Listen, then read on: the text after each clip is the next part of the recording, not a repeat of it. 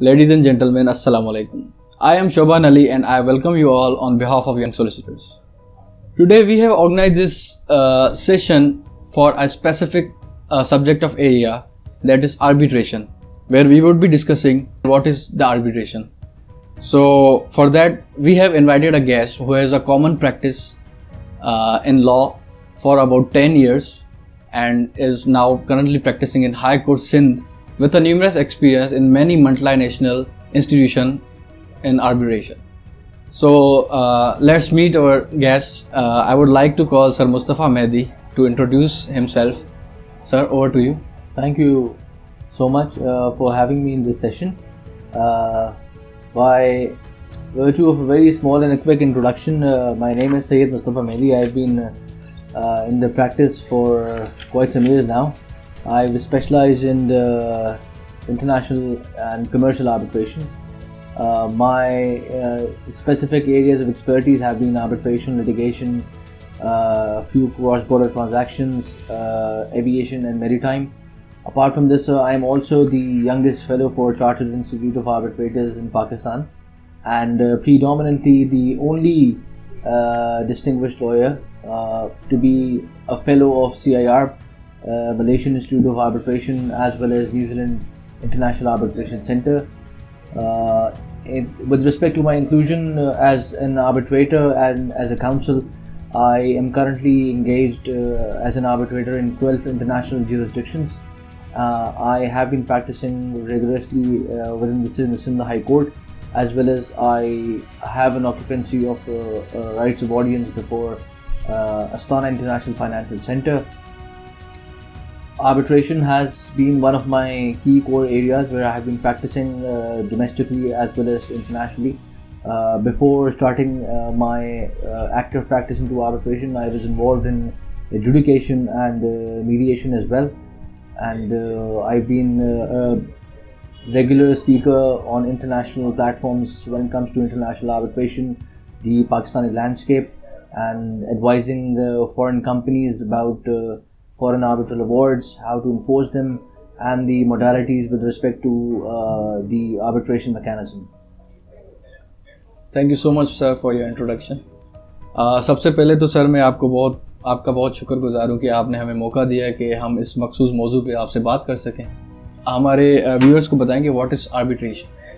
ठीक है. सो आर्बिट्रेशन अगर हम देखें तो जनरली इसको एक ऑल्टरनेट मींस के तौर पे रखा जाता है कि अगर आप किसी मैटर को कोर्ट में रिजॉल्व नहीं करना चाहते और आप चाहते हैं कि उस किसी मैटर को हम आउट ऑफ कोर्ट सेटल करें, तो एक इंटरनेशनल ग्लोबल मैकेनिज़्म यूज़ हुआ है आर्बिट्रेशन का, जिसको लॉ भी इन्फोर्स करता है एंड साइमल्टेनियसली बहुत सारी पार्टीज़ कोशिश करती हैं कि हम कोर्ट में जाए बगैर मैटर्स को प्राइवेटली, कॉस्ट इफ़ेक्टिवली और एक टाइमली मैनर में हम उन चीज़ों को रिजॉल्व करें. So that is where the mechanism of arbitration has come into play. Pakistan जैसी जुरिस्डिक्शन में अभी भी आर्बिट्रेशन को एक ऑल्टरनेट डिस्प्यूट रेजोल्यूशन मैकेनिज़्म के नाम से जाना जाता है, लेकिन अगर हम वेस्ट की बात करें तो वहाँ पे अब कुछ इस तरह से प्रैक्टिस बढ़ी आर्बिट्रेशन की, जहाँ पे इसको एक मैंडेटरी क्लॉज बना दिया गया है बहुत सारे कमर्शियल एग्रीमेंट्स में, बहुत सारे इन्वेस्टमेंट एग्रीमेंट्स में और बहुत सारे ऐसी ट्रीटीज़ में हिस्सा बनाया गया है ताकि रादर एंटिटीज़, कॉरपोरेशंस या अगर in state to state level की बात करते हैं तो बजाय इसके कि वो कोर्ट की रिगरस, एक्सपेंसिव और टाइम कंज्यूमिंग लिटिगेशन में जाएं, उससे बेहतर है कि वो अपने कॉन्ट्रैक्ट्स में आर्बिट्रेशन की क्लॉज को ऐड करते हैं, ताकि अगर कोई भी डिस्प्यूट पार्टीज़ के बीच में अराइज होता है, स्टेट्स के बीच में अराइज होता है, इन्वेस्टर स्टेट डिस्प्यूट्स अगर आते हैं, तो उस दौरान हम बजाय इसके कि इसको हम एक पब्लिक लैंडस्केप पे लेके जाएं, हम इसको एक प्राइवेट लैंडस्केप पे रिजॉल्व करने की कोशिश करते हैं. And both the parties are in consent कि हम इन डिस्प्यूट्स को अकॉर्डिंगली रिजॉल्व करेंगे. सो इसी तरह से जिस तरह अगर हम पाकिस्तान की बात करते हैं तो हमारे पास एक डोमेस्टिक एक्ट है जिसको हम आर्बिट्रेशन एक्ट 1940 कहते हैं. We are also a signatory of the New York convention 1958. तो हमने कन्वेंशन साइन की थी for international arbitration back in 2005. लेकिन एक प्रॉपर कानून जो हमारे पास लॉ आया था वो आया था 2011 में इनैक्ट हुआ था, which is known as recognition and enforcement act 2011। दोनों लॉज का मकसद यही था कि अगर कोई डोमेस्टिक डिस्प्यूट्स लोग आर्बिट्रेशन से हल करना चाहते हैं, चाहे वो कंस्ट्रक्शन की हो, चाहे वो इंजीनियरिंग की हो, चाहे वो कमर्शियल हो, चाहे वो मैरीटाइम या एविएशन की हो, तो उनको हम कोर्ट्स के प्रोसेस से बचाएं और हम उनको एक स्पीडी और इफेक्टिव तरीके से उनको रिजॉल्व कर सकें। साइमल्टेनियसली जब हमारे पास इंटरनेशनल आर्बिट्रेशन एक्ट आया हमारा अपना, उसके अंदर ऑब्वियसली हमने अडेप्ट किए सारे आर्टिकल्स जो न्यूयॉर्क कन्वेंशन के थे, एंड साइमल्टेनियसली हमने एक छोटी सी गाइडलाइन बनाई with respect to the law, जिसके अंदर प्रोसीजर, किन सिचुएशंस में कोर्ट स्टे ग्रांट कर सकती है, किन सिचुएशंस में कोर्ट इंटरवीन नहीं कर सकती है, उन चीज़ों को इनकॉर्पोरेट करके हमने एक अपना international arbitration act, international arbitration जो हमारा एक्ट है रिया, जिसे हम रिया 2011 कहते हैं, वो हमने इनैक्ट कर लिया। ठीक सर। अच्छा सर, मैं ये पूछना चाहूँगा कि जैसे कि आर्बिट्रेशन एक्ट 1940 एक पुराने वर्जन में है, आजकल के दौर के हिसाब से जैसे सर मॉडर्नाइजेशन आ रही जा रही है ज़माने में, तो आपकी नज़र में कौन सी वो चीज़ें हैं, not to specify the clauses, लेकिन आपको क्या नज़र आता है पर्सनली ऑन योर बिहाफ के इस चीज़ को चेंज किया जाए, या आर्बिट्रेशन एक्ट में ये जो है मिस्टेक है, या इस चीज़ को चेंज किया जाए तो ज़माने के लिए बेहतरी होगी? अच्छा, चेंजेस के हिसाब से मेरे हिसाब से अमेंडमेंट्स का होना बहुत ज़रूरी है। पाकिस्तान और इंडिया दोनों के अंदर आर्बिट्रेशन एक्ट 1940 यूज़ होता है, दोनों में अमेंडमेंट्स भी आई हैं। इंडिया में कंसीलिएशन और आर्बिट्रेशन एक्ट 1996 का भी एक इनैक्ट हुआ, तो आई डोंट थिंक सो कि हमें पूरा एक्ट रिपील करने की ज़रूरत है, बट आई थिंक जो मॉडर्न डिस्प्यूट्स हैं, जो मॉडर्न इश्यूज़ आ रहे हैं उस टाइम में और आपके टाइम में, we already crossed approximately 80 years now, तो 80 साल के अंदर ऑब्वियसली कुछ चीज़ें ऐसी हैं जो हमें इसमें चेंज करने की बहुत सारी ज़रूरत है, कुछ चीज़ों को इंक्लूड करने की ज़रूरत है, मैकेनिज़्म को थोड़ा सा टाइटन करने की ज़रूरत है। अगर हम कोर्ट्स में नहीं जा रहे और हम आर्बिट्रेशन में जा रहे हैं तो बाइंडिंग होना चाहिए पार्टीज़ के ऊपर भी, आर्बिट्रेटर्स के ऊपर भी, कि वो चीज़ों को या डिस्प्यूट को उसी हिसाब से उस लॉ की एसेंस में उसको जल्द से जल्द रिजॉल्व कर सकें। कुछ पैरामीटर्स नए डिफाइन होने चाहिए जिसमें हम इंक्लूड कर सकेंगे चीज़, जैसे अभी फॉर एग्जांपल कोविड-19 पेंडेमिक की सिचुएशन आई। अब इस सिचुएशन में ऑब्वियसली बड़ा एविडेंट था कि जितनी आर्बिट्रेशन प्रोसीडिंग्स डोमेस्टिक थी वो सब एट हॉल्ट हो गई, बट ग्लोबली हम देखें तो हमारे पास online hearing, remote hearing protocols आ गई। अब हमारा act online hearing remote protocols को अडेप्ट नहीं कर रहा है, तो जाहिर सी बात है जितने डिस्प्यूट्स जो हम सोच रहे थे कि 4 महीने 6 महीने या साल में ख़त्म हो जाएंगे, अभी पिछले 1.5 साल की पीरियड में सारी प्रोसीडिंग्स मोर और लेस सब जो है वो रीशफल हो गई हैं। तो उसकी वजह से क्या हुआ कि जो एक्सेस टू जस्टिस था, जो हमें एक ईजी और जल्द तरीके से मिलना चाहिए था, वो एक्सटेंड और प्रोलॉन्ग हो जाएगा। तो मॉडलिटीज़ को चेंज करना चाहिए। आई थिंक मिनिस्ट्री को भी इस चीज़ को, ख़ास तौर मिनिस्ट्री ऑफ लॉ है, उसको इस चीज़ को ख़ास तौर से देखना चाहिए कि जी हम उस एक्ट के अंदर किन चीज़ों को, नई चीज़ों को इनैक्ट करें। दूसरी साइड पे एक और भी एक बड़ा इशू था कि कोर्ट्स ने भी ऑब्वियसली एक्ट को, इस स्पेशल लॉ को उस तरह से उन्होंने नहीं इन्फोर्स करवाया, उस तरह से उन्होंने नहीं यूज़ किया कि जिस तरह से आर्बिट्रेशन की अपनी स्पिरिट थी उसको थोड़ा सा मतलब एक डीरेल किया गया। फ्रेटर्निटी की तरफ से भी थोड़ा सा एक बैकस्टॉप आया जहाँ पे उन्होंने कोशिश की कि हम लोग आर्बिट्रेशन में न जाएं, बजाय इसके कोर्ट में चले जाएं। हालांकि जो हमारा लोकल डोमेस्टिक एक्ट है उसमें कोर्ट इंटरवेंशन का भी एक हमारे पास प्रोविजन दिया हुआ है, विदाउट कोर्ट इंटरवेंशन का प्रोविजन दिया हुआ है। बट एक रेगुलर प्रैक्टिस है कि जी अगर मेरी कंपनी और आपकी कंपनी के बीच में एक कॉन्ट्रैक्ट हुआ है और हमने ये आपस में डिसाइड किया है विद म्यूचुअल कंसेंट कि इफ़ एनी मैटर या if any dispute arises in the midst of this agreement, तो हम मैटर को आर्बिट्रेशन की तरफ रेफर करेंगे। बाहर की कॉमन प्रैक्टिस क्या है, वो कहते हैं जी कोई डिस्प्यूट आया, नोटिस ऑफ डिस्प्यूट दिया, मैटर अगर नहीं रिजॉल्व हुआ 15 डेज 30 डेज में, हम मैटर को आर्बिट्रेशन की तरफ रेफर करेंगे। यहाँ पे हमारे क्या प्रैक्टिस है पाकिस्तान में, हम ओरिजिनल एग्रीमेंट को लेंगे, पहले जाएंगे कोर्ट। फॉर एग्जाम्पल सेक्शन 20 की एप्लीकेशन है रेफरेंस टू आर्बिट्रेशन, हम सेक्शन 20 की एप्लीकेशन फाइल करेंगे, उसके ऊपर रीबटल होगा, उसके ऊपर ऑब्जेक्शंस आएंगे, फिर हेयरिंग होगी। हेयरिंग के बाद पूरा एक समझे 5-6 महीना 8 महीना गुजर जाएगा, जब उसके बाद कोर्ट डिसाइड करेगी कि जी either this dispute was arbitrable और was not arbitrable, and then court एक उस सूट के ऊपर आपको स्टे देगी और फिर रेफर करेगी जी मैटर आप आर्बिट्रेशन में लेके चले जाएं.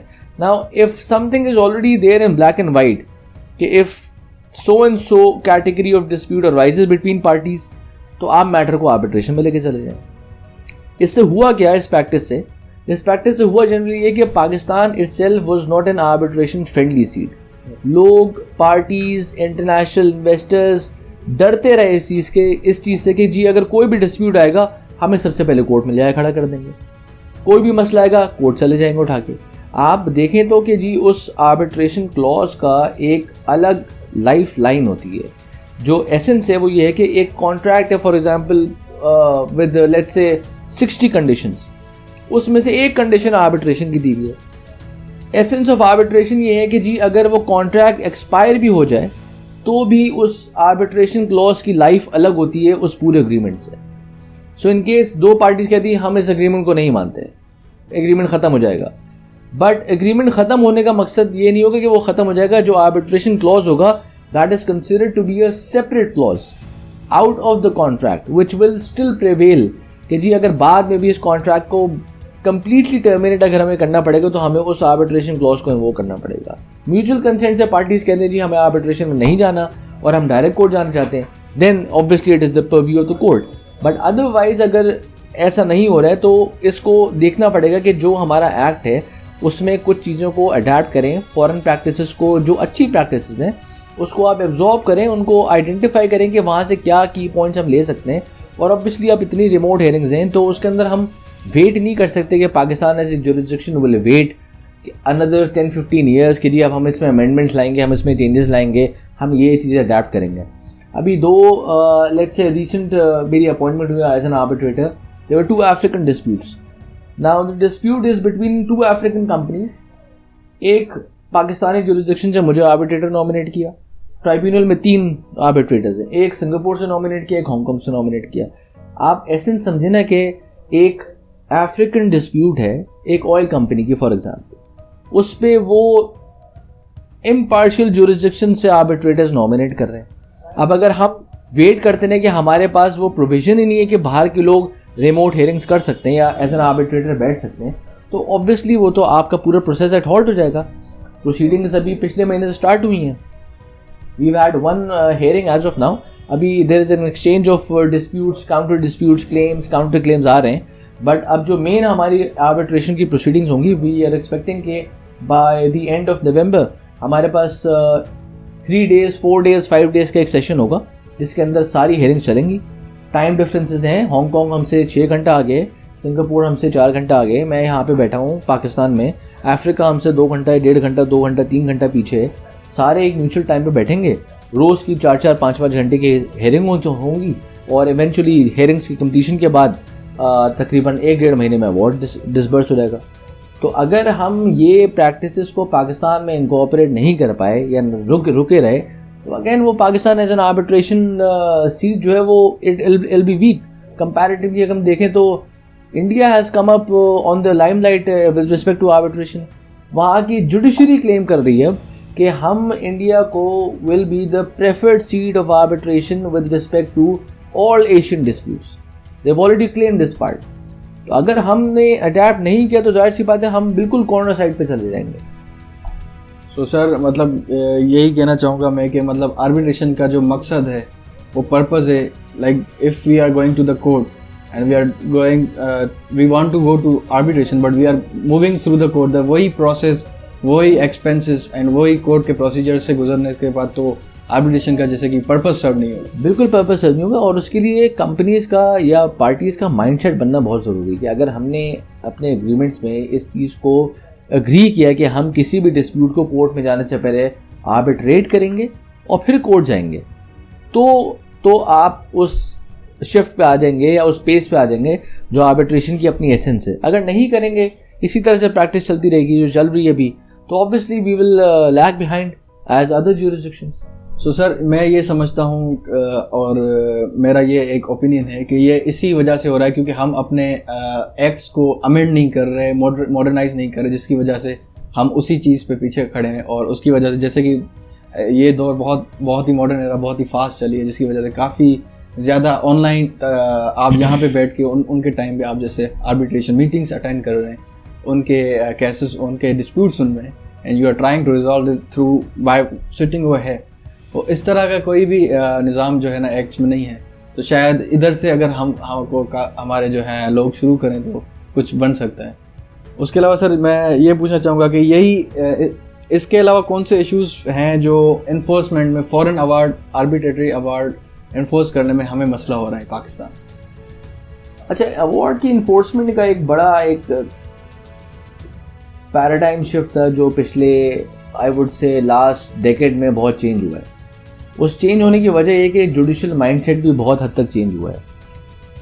पहले कोई फॉरेन अवार्ड आता था जुडिशरी की तरफ से, मेजॉरिटी डिसीजन जैसे जहाँ पे स्ट्रेट अवे मना कर दिया जाता था कि जी वो हम उनकी आर्बिट्रेशन और आर्बिट्रेटर्स की रीजनिंग से हम एग्री नहीं करते और हम इस अवार्ड को स्क्रैप कर देते हैं, उस अवार्ड पे से पाकिस्तान को उससे इम्पैक्ट ये पड़ा है कि बड़े मेजर कॉन्ट्रैक्ट्स, बड़े international large contracts, investor state disputes में पाकिस्तान ऑब्वियसली पर पीछे रह गया इन वजह से।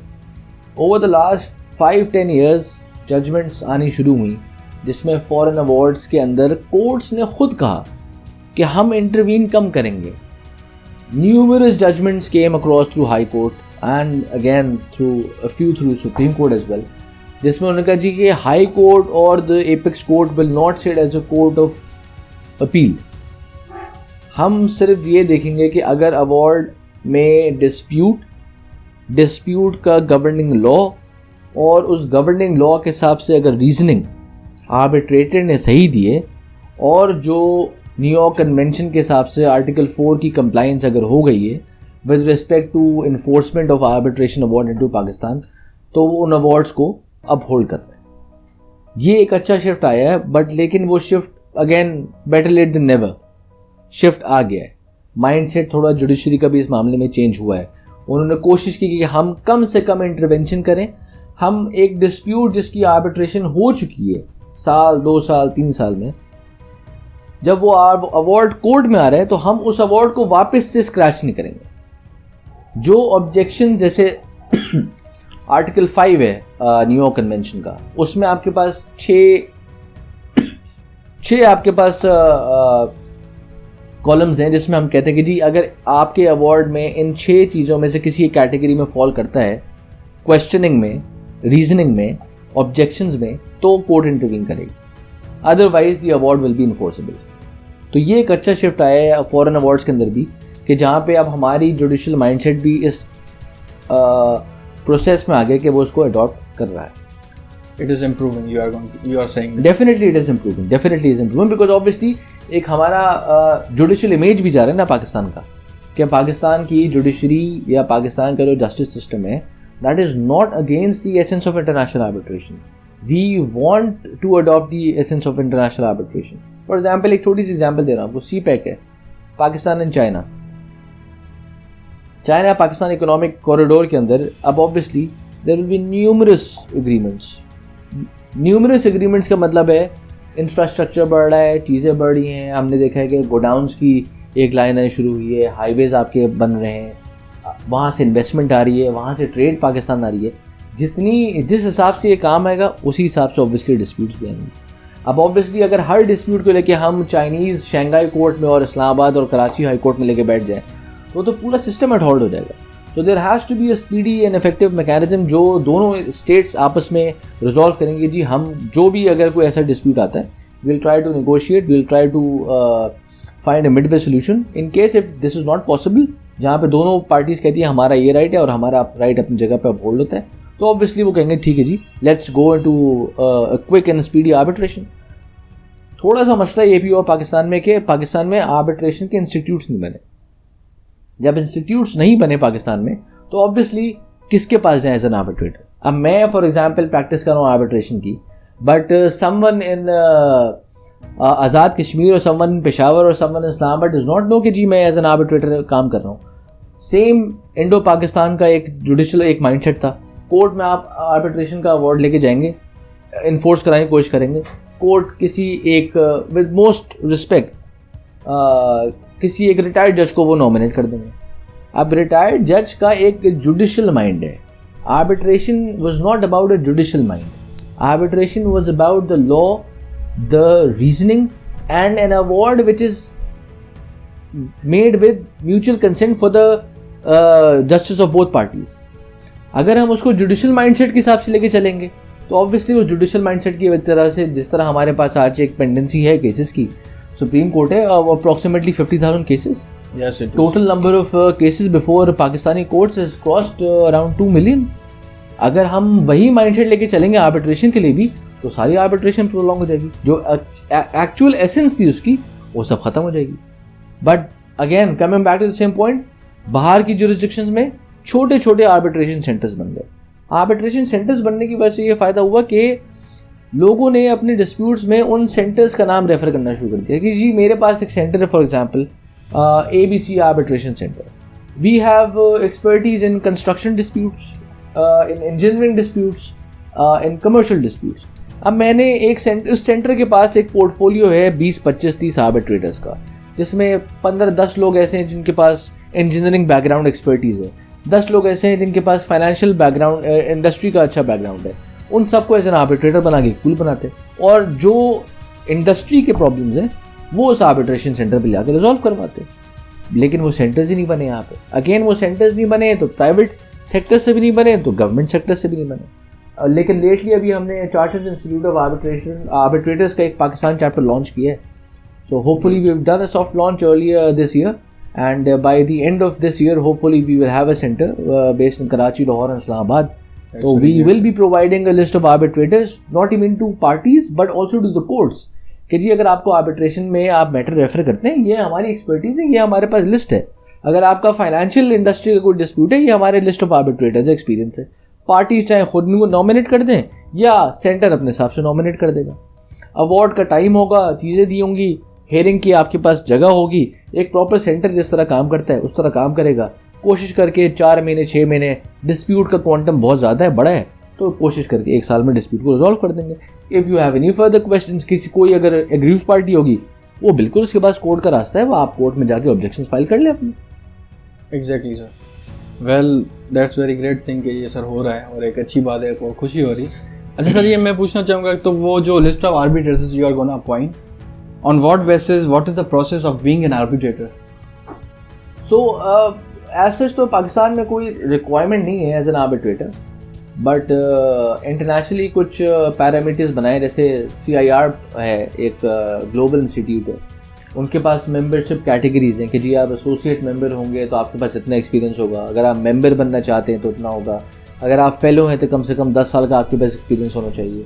तो और प्लस अगेन आपका जो एक्सपीरियंस और बैकग्राउंड होगा, अगर आप लॉ से बिलोंग करते हैं और आपकी स्टैंडिंग इतनी है और आपका आर्बिट्रेशन में एक्सपीरियंस इतना है, तो आप एक एज ए लीगल साइड पर आर्बिट्रेटर आ सकते हैं. अगर आपका इंजीनियरिंग साइड पे, अकाउंटिंग साइड पे है एक्सपीरियंस है, इंजीनियरिंग साइड का एक्सपीरियंस है, तो आप इंजीनियरिंग डिस्प्यूट्स को देख सकते हैं.